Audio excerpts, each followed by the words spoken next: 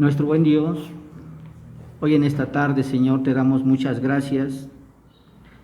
Gracias, Dios, porque has tenido misericordia de nosotros. Estamos gozosos, Señor, y contentos, porque ciertamente tú nos has sacado de esa condición que la ley oprimía al hombre, Dios. Pero ahora, Señor, ciertamente somos libres, Dios, de esa opresión y de esa maldición de la ley, Padre. Pero ahora, Señor, nuestra responsabilidad es obedecer tu palabra, Señor, ver la obra de redención de nuestro Señor Jesucristo y seguir fieles a tu palabra, Señor, y a tus mandamientos. Gracias te damos, Dios. Queremos pedirte, Dios, la dirección de tu Santo Espíritu, Dios, para que ponga, Señor, cada una de las palabras que se digan, Señor, que son verdades, Padre, y que provienen de ti, Padre, y que confirmen en el corazón del hombre, Señor, aquello que tienes preparado para cada uno de nosotros, Dios, y que lo podamos llevar a obra, Señor. Gracias te damos, Señor. En el nombre de nuestro Señor Jesucristo te damos muchas gracias, Dios. Amén, Padre. ¿Pueden, hermanos, tomar su lugar, por favor?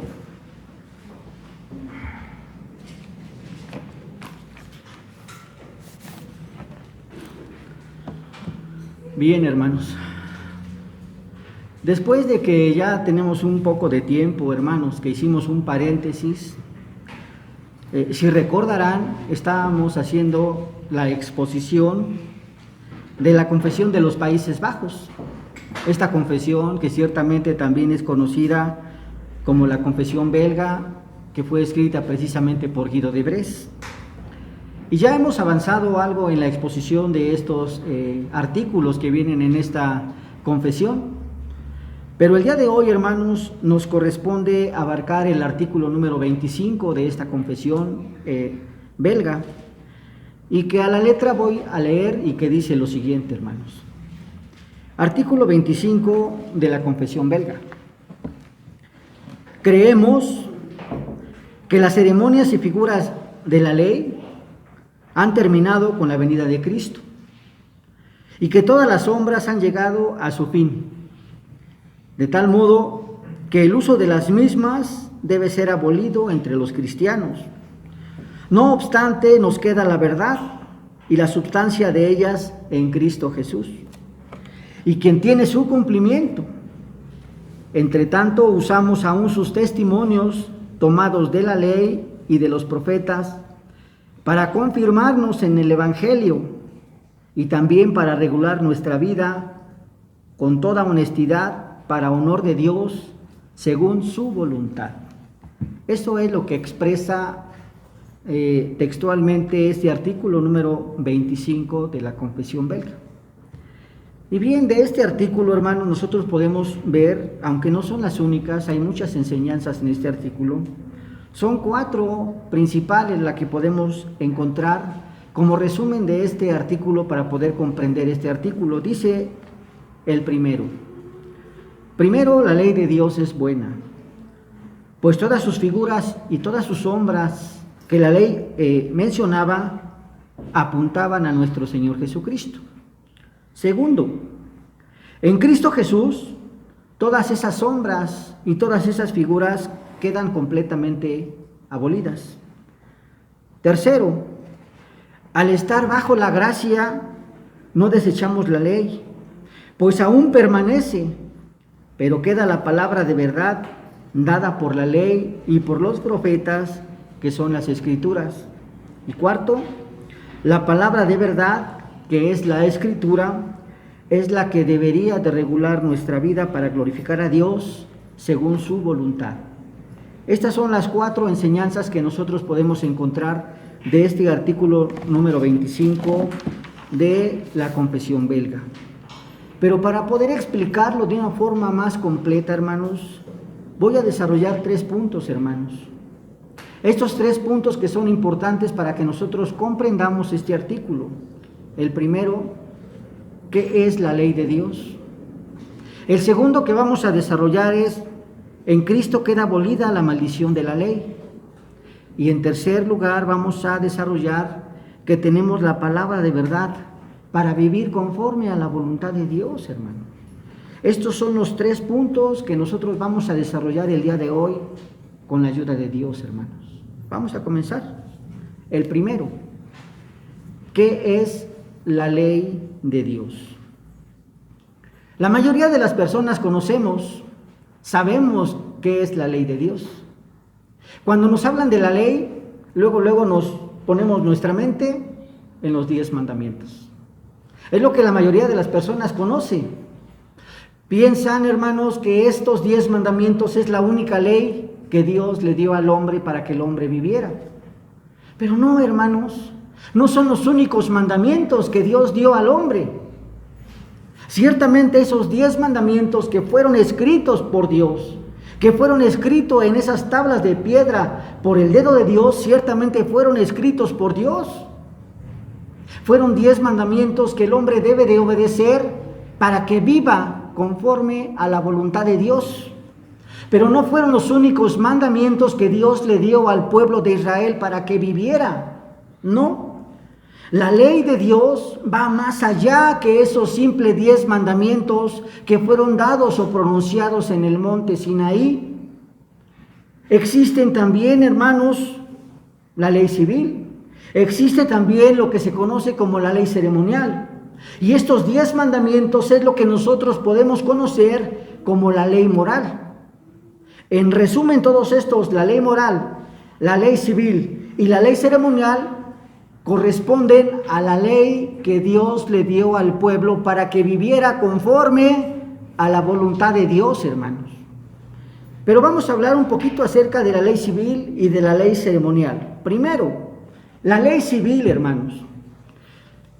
Debemos comprender de una forma clara, hermanos, cómo es que salió el pueblo de Israel de Egipto. Imaginémonos, hermanos, cuántas personas salieron de Egipto.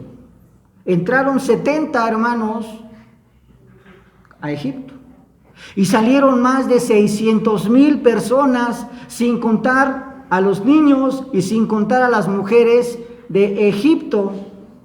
Todo este pueblo era el pueblo elegido de Dios. ¿Cómo debería de organizar ese pueblo? Era algo muy complicado. Entonces Dios le dio aún a este pueblo una organización perfecta para que el pueblo pudiera vivir conforme a la voluntad de Dios. Dios estableció ciertamente normas agradables conforme a la voluntad de Dios, normas civiles, normas para que el hombre pudiera tener una convivencia correcta delante de los ojos de Dios. Porque ciertamente el pueblo de Dios debería de ser un pueblo completamente bien ordenado, bien establecido, hermanos. Y lo podemos ver ciertamente cuando el Señor los saca de Sinaí y los forma de una forma ordenada. Acordémonos lo que dice la palabra de Dios, que el Señor puso a cada una de las tribus de Israel de una forma ordenada. Había 3 tribus en el norte, 3 tribus en el sur, 3 tribus en el oriente y 3 tribus en el occidente. Pero una cosa muy importante, se encontraba la presencia de Dios en medio del pueblo. Veamos lo importante, hermanos, que se encontraba el tabernáculo de Dios en medio de este pueblo de Dios. Y el Señor lo había organizado de una forma perfecta para que viviera conforme a las normas que el Señor había ordenado. Y veamos lo importante, que el pueblo de Dios se encontraba alrededor de la presencia misma de Dios. El Señor estaba en medio de ellos. El Señor le estaba dando las normas correctas para que el hombre viviera conforme a su voluntad, hermanos. Pareciera algo insignificante, pero no. El Señor le estaba diciendo la forma correcta de vivir a este pueblo de Dios. Y si nosotros analizamos la Escritura, hermanos, son muchos los mandamientos que Dios le dio al hombre. A través del libro de Números, de Deuteronomio, encontramos todos los mandamientos que Dios le dio al pueblo para que viviera conforme a la voluntad de Dios. Cómo vivir con mi hermano, cómo vivir con mi prójimo, cómo vivir con mi esposa, cómo vivir con mi hijo. Esa era la forma en que Dios le estaba diciendo al hombre cómo debería de vivir. Y esas normas fueron establecidas por Dios para esta gran nación que había salido de Egipto, hermanos. No alcanzamos muchas veces a comprender el tamaño o la cantidad de este pueblo. Era un pueblo muy numeroso el que salió de Egipto. Imagínense ese pueblo caminando de Egipto hacia el monte Sinaí.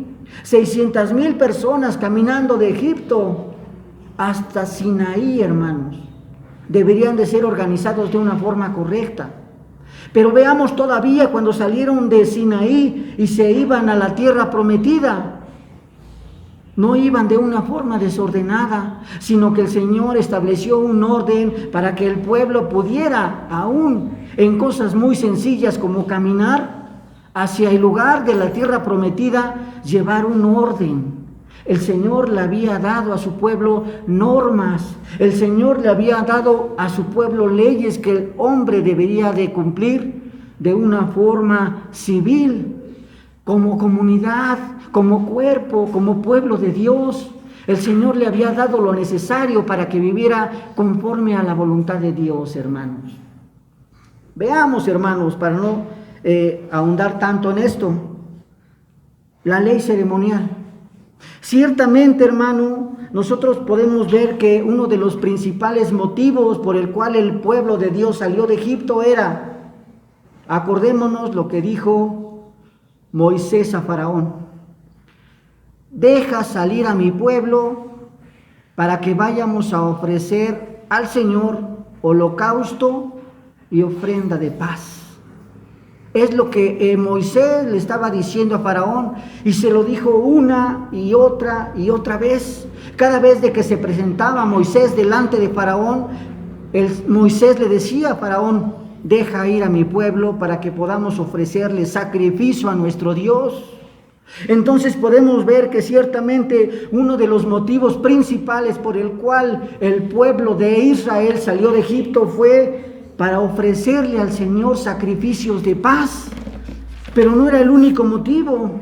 Ciertamente cuando el Señor le está diciendo que le ofrezca sacrificios de paz, no es conforme a la voluntad del hombre, sino es conforme a la voluntad de Dios.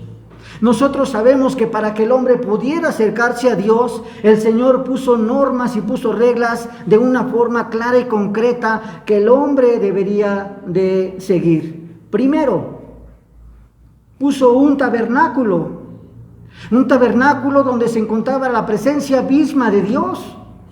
En ese tabernáculo se encontraba el atrio, donde se hacían todos los sacrificios continuamente.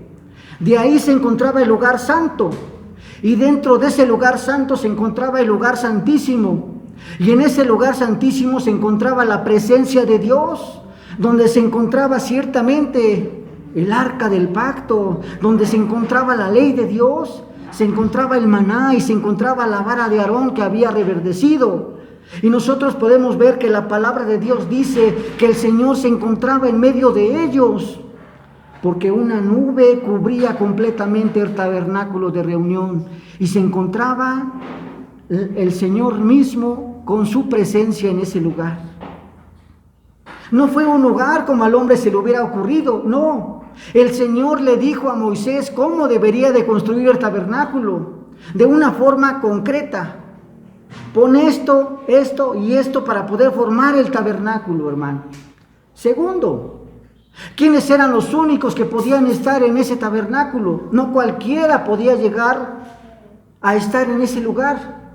Primero, debería de ser de la descendencia de la tribu de Leví, una tribu muy especial escogida por Dios. Segundo, debería tener primeramente esa persona que se encontrara en ese tabernáculo, haberse purificado él primeramente delante de la presencia de Dios. Tercero, debería de tener sus vestiduras que lo distinguían de toda la demás nación del pueblo de Dios. No era cualquier persona la que se encontraba en ese lugar, sino era aquella persona que el Señor había elegido para poder estar intercediendo delante del pueblo. Ciertamente el Señor es el que llama al pueblo para que le ofrezca sacrificios, hermanos. Pero veamos que aún esos sacrificios que llevaba el pueblo y que eran ofrecidos a Dios en el tabernáculo, no era cualquier sacrificio. Podemos ver ciertamente que para que un sacrificio pudiera ser acepto delante de los ojos de Dios, se ofrecían, hermanos, primero un cordero, un macho cabrío. Se ofrecían también un carnero.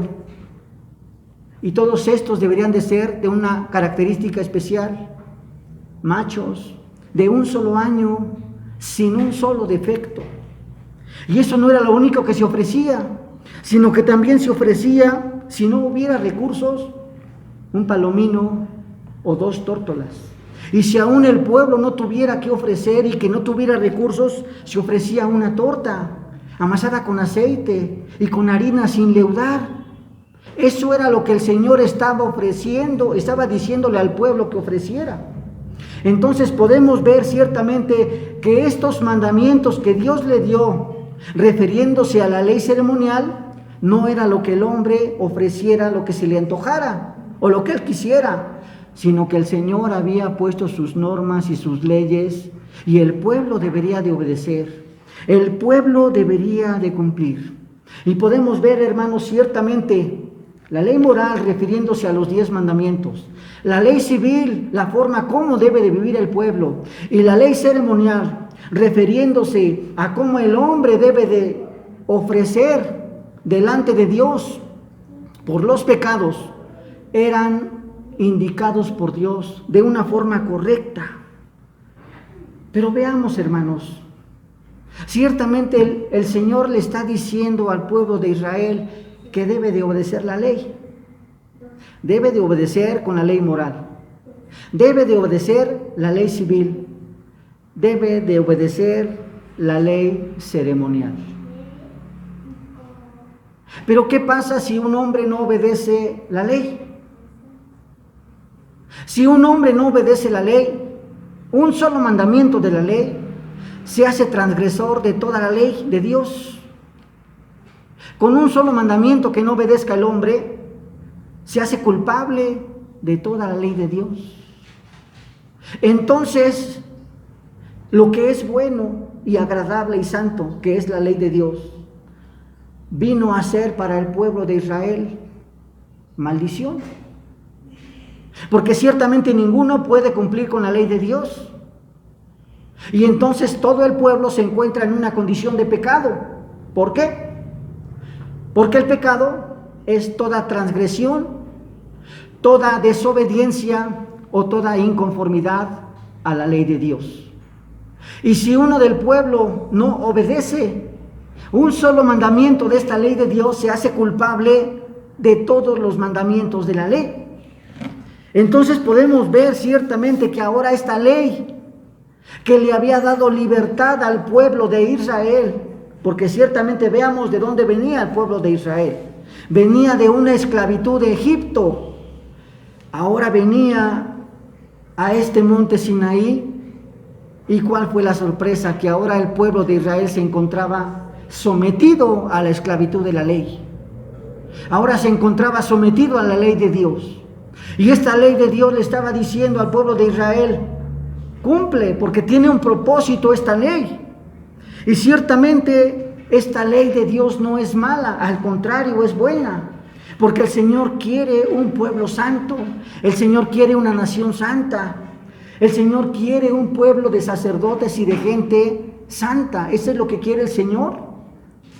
Pero lo que vino a ser bueno para el pueblo de Israel resultó ser condenación para el pueblo de Israel.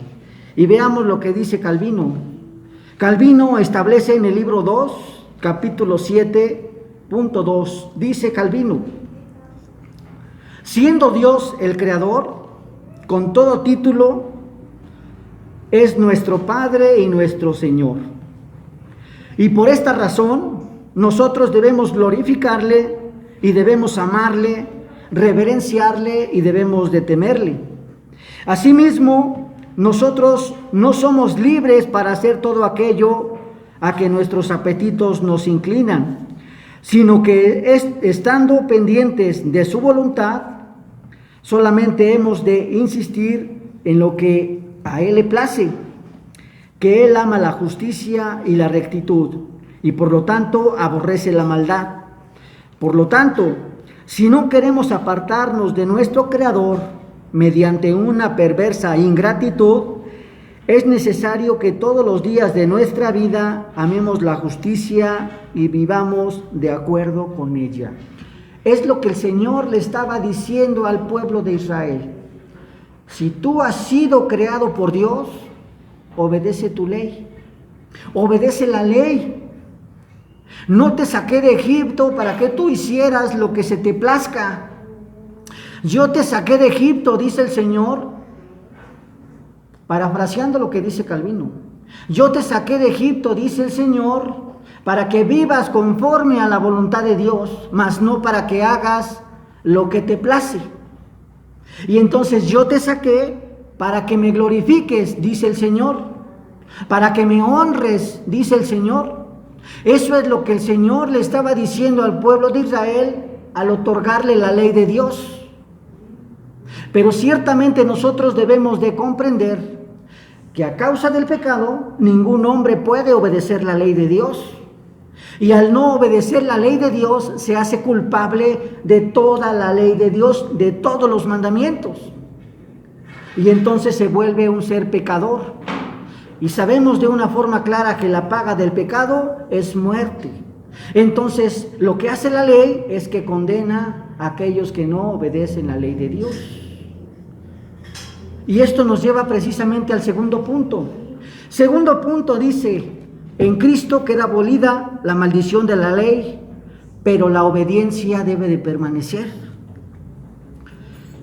Se piensa, hermanos, en este tiempo, y algunos dicen, la ley mata y el Espíritu vivifica.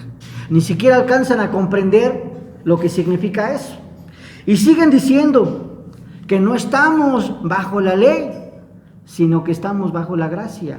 Eso es lo que piensan muchas personas que no tienen un contexto integral de la palabra de Dios. Piensan que la ley de Dios quedó abolida con la venida de nuestro Señor Jesucristo y que nosotros estamos en la gracia. Claro que estamos en la gracia, pero la ley no ha quedado abolida para nada. Al contrario, la ley permanece todavía. La ley todavía sigue estando con vigor y con valor. Y todo ese rigor que aplica a aquellos que no obedecen la ley civil, moral y ceremonial, entonces todavía tiene efecto en este tiempo, hermanos. Veamos lo que dice la palabra de Dios en 2 de Corintios, capítulo 5, versículo número 17. 2 de Corintios, capítulo número 5, versículo número 17. La palabra de nuestro Dios dice así, y este pasaje de la Escritura también es mal interpretado. Veamos lo que dice. De modo que si alguno está en Cristo, nueva criatura es. Las cosas viejas pasaron, he aquí, todas son hechas nuevas. Pero veamos lo que nos está diciendo la palabra de Dios, hermanos, que si alguno está en Cristo, que si yo fui salvado o renovado, regenerado por la obra de redención en Cristo, entonces la ley ya no tiene efecto en mí, ya no me condena. Ahora soy nueva criatura. Ahora debo de vivir para el Señor. Dice la palabra de Dios, las cosas viejas pasaron. No se está refiriendo que la ley de Dios ha sido abrogada, no, sino que a nosotros ya no tiene ese efecto de maldición, porque ahora nosotros somos justificados por la obra de redención en Cristo Jesús, porque ahora nosotros somos justificados delante del Padre por lo que hizo nuestro Señor Jesucristo. Por eso es bueno comprender este pasaje. Dice la palabra del Señor que si alguno está en Cristo, nueva criatura es. Pero veamos lo que dice la palabra, que no todas las personas se encuentran en Cristo. Está diciendo, si alguno está en Cristo. ¿Quiénes son aquellos que se encuentran en Cristo? Aquellos que el Señor ha tenido misericordia. Pero ¿qué pasa con aquellas personas que no están en Cristo? Aquellas personas que no están en Cristo, hermanos, debemos de ver que ahora son condenados por la ley. La ley está escrita precisamente para los homicidas, para los adúlteros, para los borrachos, para todos aquellos que la palabra de Dios está mencionando.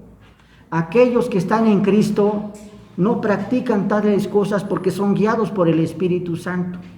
Y aquellos que están en Cristo tienen los frutos del Espíritu Santo. Pero ¿qué pasa con aquellos que no están en Cristo? Aquellos que no están en Cristo se encuentran en una condición en la cual primero son condenados por la ley, porque no van a obedecer la ley de Dios, ni la ley moral, ni la ley civil, ni la ley ceremonial. Se encuentran en pecado. Y dice la palabra de Dios que la paga del pecado es muerte.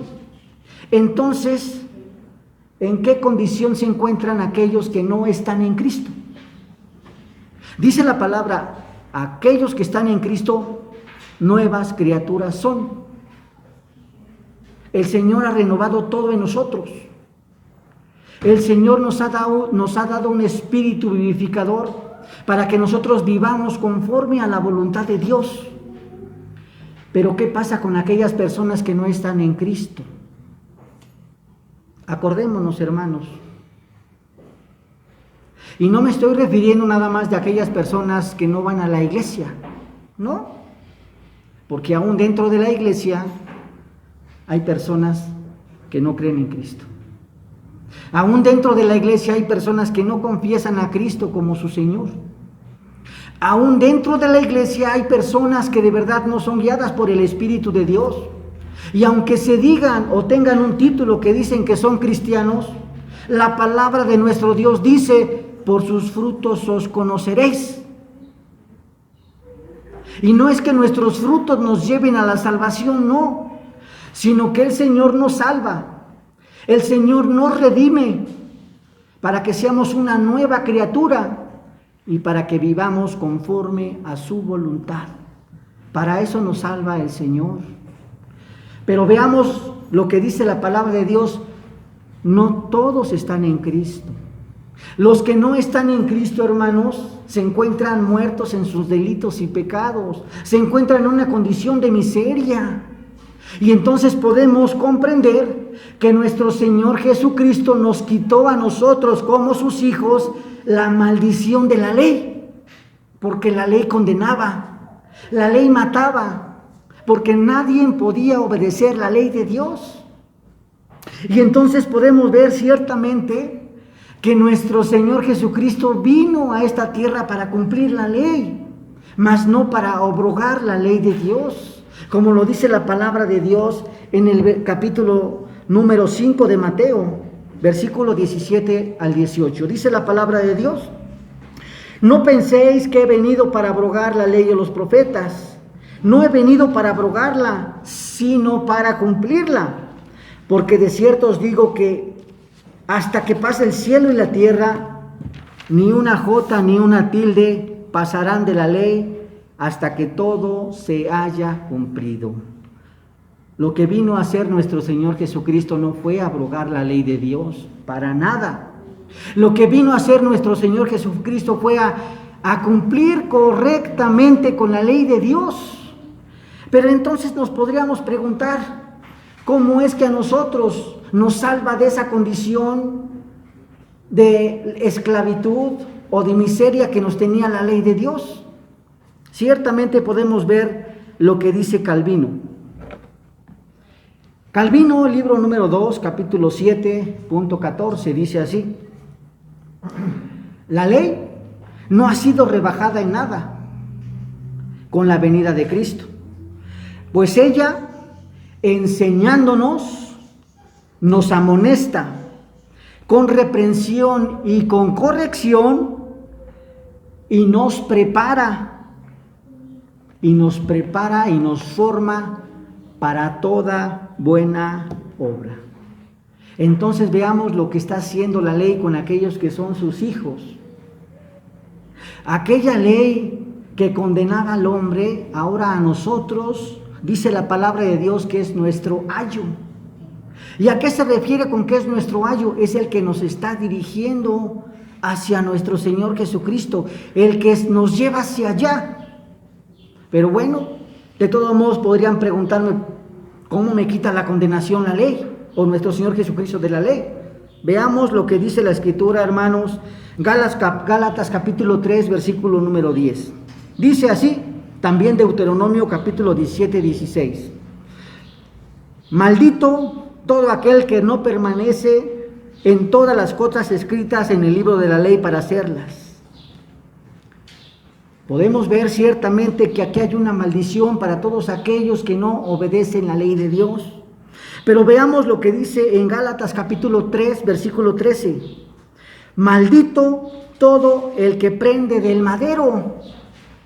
Y podemos ver qué fue lo que hizo nuestro Señor Jesucristo. Lo que hizo nuestro Señor Jesucristo es que se hizo pecado por nosotros. Él fue al madero por nosotros. Él se hizo maldición por nosotros, para que ahora la ley a nosotros no pudiera ponernos en esa condición de esclavitud. Ahora nuestro Señor Jesucristo lo que hizo es que se fue al madero, dio su vida por nosotros, derramó su preciosa sangre por nosotros para que nosotros fuéramos librados de la condición de la ley. Pero ¿qué pasa con aquellas personas que no creen en Cristo? Todavía siguen siendo condenadas por la ley. La ley sigue teniendo efecto. La ley no está abrogada. La ley todavía sigue teniendo su mismo rigor, su mismo efecto para aquellas personas que no creen en Cristo Jesús como su Señor, hermanos. Veamos qué privilegio tan grande tenemos nosotros de ser llamados hijos de Dios, hermanos. Y esto nos lleva al tercer punto, hermanos. El tercer punto es precisamente, tenemos la palabra de verdad para poder vivir conforme a la voluntad de Dios. Sabemos ciertamente que la ley es buena. Sabemos que la ley de Dios es santa, es pura. Pero ciertamente no cumplir con todos los requisitos de la ley te condena y la ley te mata. ¿Pero qué? Si nosotros estamos en Cristo, ¿ya no vamos a obedecer la ley? Pregunto. Claro que ya no vamos a hacer las ceremonias que en el antiguo pacto se hacían. Ciertamente las leyes civiles que se mencionaban en el Antiguo Testamento eran para el pueblo de Israel, pero la ley moral todavía permanece para este tiempo. La ley moral no ha cambiado. Ciertamente la ley moral, refiriéndome al decálogo, sigue todavía en efecto. Y no solamente la ley de Dios, sino que nuestro Señor Jesucristo, cuando vino a esta tierra, ciertamente Él cumplió con su oficio de redentor. ¿Y a qué se refiere con el oficio de redentor? Vino a redimir al hombre de la condenación de la ley, pero también vino para desarrollar su triple oficio. ¿Y a qué me refiero con el triple oficio? Vino para ser un verdadero profeta, un verdadero sacerdote y un verdadero rey. En el Antiguo Testamento nosotros podemos ver que personas independientes desarrollaban esos oficios. Unos eran los profetas, otros eran los sacerdotes y otros eran los reyes. Pero en Cristo Jesús, todas esas sombras y todos esos tipos del Antiguo Testamento, Cristo Jesús los cumplió, y los cumplió de una forma perfecta, porque ahora nuestro Señor Jesucristo es ciertamente el verdadero Rey. No hay otro Rey como el Señor. Él es el Rey de reyes y Señor de señores, lo dice Apocalipsis.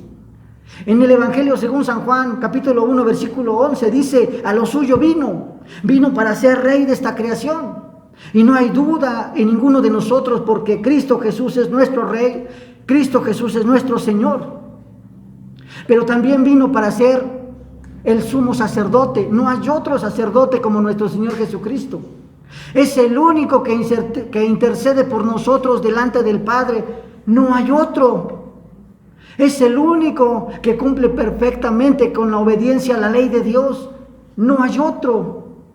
Pero veamos ciertamente a lo que nos lleva al último punto, que Cristo Jesús ciertamente es el verdadero profeta. ¿Y a qué se refiere con ser el verdadero profeta? Los mismos apóstoles le decían a nuestro Señor Jesucristo: ¿a dónde iremos? Solamente tú tienes palabras de vida eterna. Y podemos ver ciertamente que nuestro Señor Jesucristo no vino para abrogar la ley de Dios. Cuando se encontraba en su ministerio, en el Sermón del Monte, nuestro Señor Jesucristo no solamente obedeció la ley de Dios, sino le dio un sentido correcto a la ley de Dios en la exposición del Sermón del Monte. No solamente adulterar es pecado, dice nuestro Señor Jesucristo, sino que tú ves a tu hermano y lo deseas, ya adulteraste en el corazón. Le está dando un sentido más amplio a la ley de Dios. Podemos ver ciertamente que ahora nuestra responsabilidad, aunque la ley de Dios ciertamente ya no nos maldice a nosotros, nuestra responsabilidad es obedecer la palabra de verdad. ¿Y a qué me refiero con la palabra de verdad, hermanos? Aquí la tenemos. Génesis 1, Apocalipsis número 22, hasta el último versículo, hermanos. Versículo número 21. Toda la palabra de Dios es desde Génesis 1:1, Apocalipsis 22:21. Esa es la palabra de Dios. Esa es la palabra donde desde el principio hasta el fin se anuncia nuestro Señor Jesucristo. ¿Cómo podremos entonces nosotros tener vida, hermanos? Ciertamente nosotros tenemos vida porque el Espíritu de Dios ha dado a nosotros un espíritu vivificador y vivimos. Pero veamos los efectos que tiene la palabra en el hombre. Romanos capítulo 1, versículo 16 al 17 dice: porque no me avergüenzo del Evangelio, porque es poder de Dios para salvación a todo aquel que cree, al judío primeramente y también al griego. Porque en el Evangelio la justicia de Dios se revela por fe y para fe, como está escrito: mas el justo por la fe vivirá.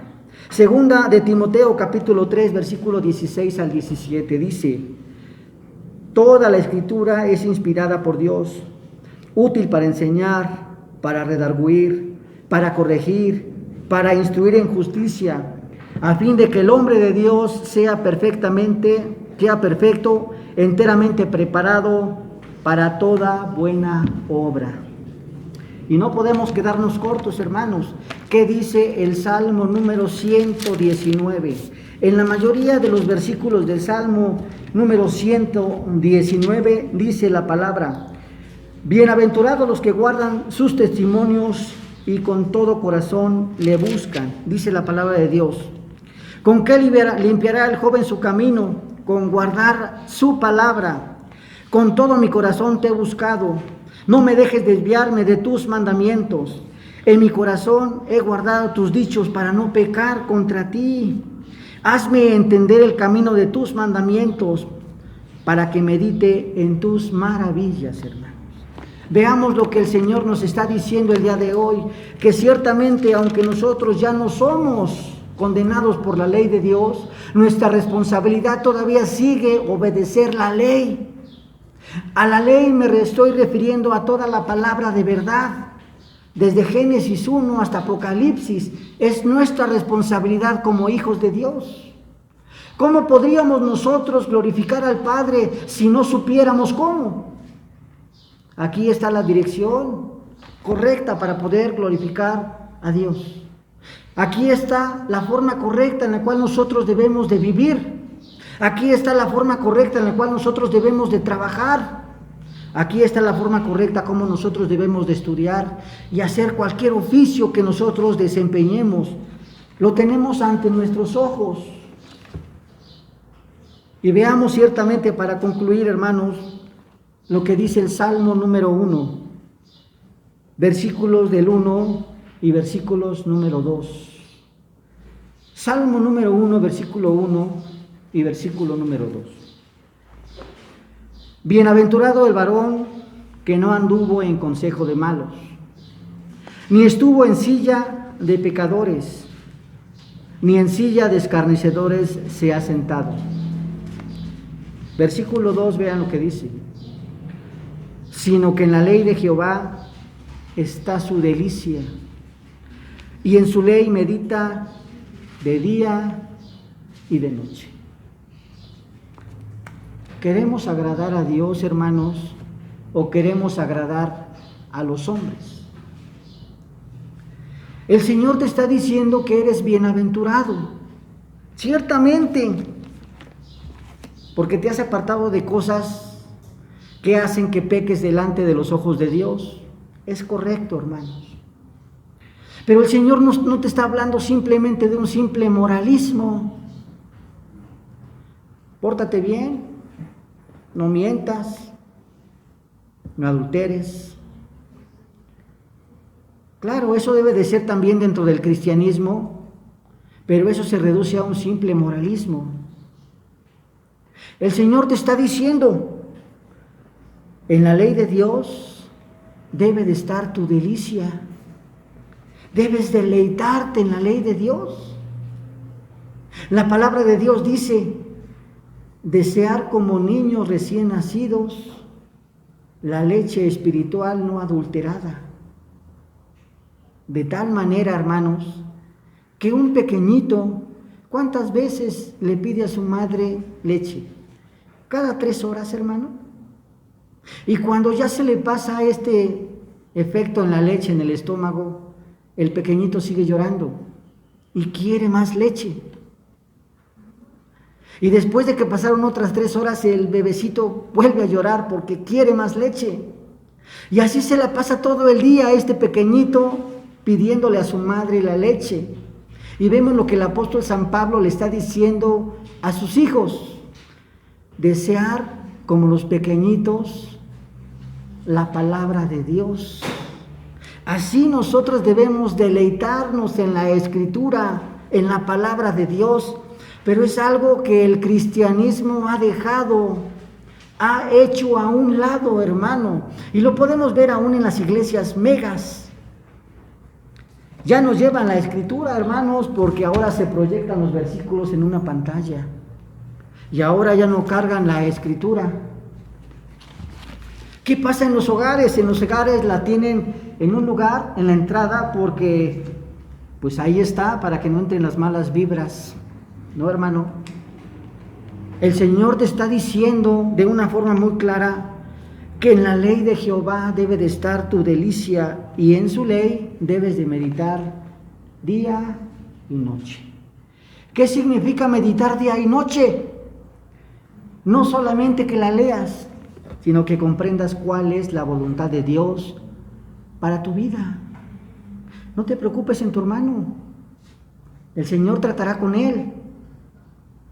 El Señor te está diciendo: escudriña la ley de Dios y ve lo que el Señor tiene para tu vida, que el Señor tiene para tu trabajo, para tu hogar, para donde quiera que tú te desarrollas y te envuelves, hermano. Veamos este versículo que muchas veces pasamos de largo. Ponemos los ojos en lo que hace el hombre. Sí, es bueno. Y la palabra está diciendo: bienaventurado el varón que no anduvo en consejo de malos, ni estuvo en camino de pecadores, ni en silla de escarnecedores se ha sentado. Claro, así debe de ser el hombre, temeroso de Dios. Pero dice que debe de deleitarse en la ley de Jehová, que en la ley de Jehová debe de estar su delicia, y que en ella debe de meditar día y noche. Yo pregunto, hermanos, ¿por qué nuestros hijos son rebeldes? ¿Por qué nuestros hijos son contumaces? ¿Por qué nuestras esposas se rebelan? ¿Por qué nuestros esposos o los esposos no son firmes a la palabra? Primero, es porque el Espíritu de Dios no se encuentra en el corazón del hombre dirigiéndolo. Segundo, porque no conocen la forma correcta. La palabra de Dios dice, un ejemplo: Instruye al niño en su camino, y aunque fuere viejo, no se apartará de él. Dice la palabra de Dios: ama a Dios con todo tu corazón, ama a tu prójimo como a ti mismo. No te lo estoy diciendo yo como hombre, el Señor te lo está diciendo en su palabra. Lámpara es a mis pies tu palabra, lumbrera a mis caminos. El Señor es el que va a dar entendimiento para todo quehacer humano. Veamos lo importante de la ley de Dios. No nos pongamos los ojos en la ley de Dios, nada más en aquella ley que Dios le dio al pueblo de Israel. Y aunque Dios le dio al pueblo de Israel esta ley, el pueblo de Israel era rebelde a la palabra de Dios. El Señor nos está dando una ley más exquisita, más deliciosa, completa. Nada falta de la ley de Dios, refiriéndome a toda la palabra de verdad. No seamos como el pueblo de Israel, que fueron rebeldes a la palabra de Dios y que no obedecieron. Y que la palabra de Dios dice que murieron en el desierto todos los varones mayores de 20 años para arriba y que no entraron a la tierra prometida.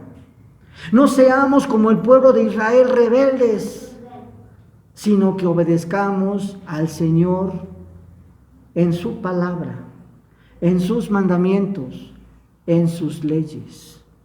Y si no lo hemos hecho, hermanos, que el Señor tenga misericordia de nosotros. La responsabilidad primeramente de enseñar la palabra, claro, es del pastor. Segundo, en el lugar del hogar, es del padre. Tercero, si el padre no se encuentra, es de la madre. Esa es la responsabilidad delante de Dios. Y ahora podemos ver por qué los hijos son rebeldes. Porque no hay una responsabilidad en el hogar, en el padre, en la iglesia y en todas las áreas donde se predica la palabra de Dios, hermanos. ¿Qué pasara si nosotros, en vez de predicar la palabra de Dios, explicáramos lo que soñé o lo que viví? La iglesia no comprendería si está bien o está mal. Al contrario, ahora nuestra responsabilidad es explicar todo el consejo de Dios, desde Génesis 1 hasta Apocalipsis 22. Esa es nuestra responsabilidad. Y si no lo hacemos, también el Señor nos lo va a demandar. Vamos a orar.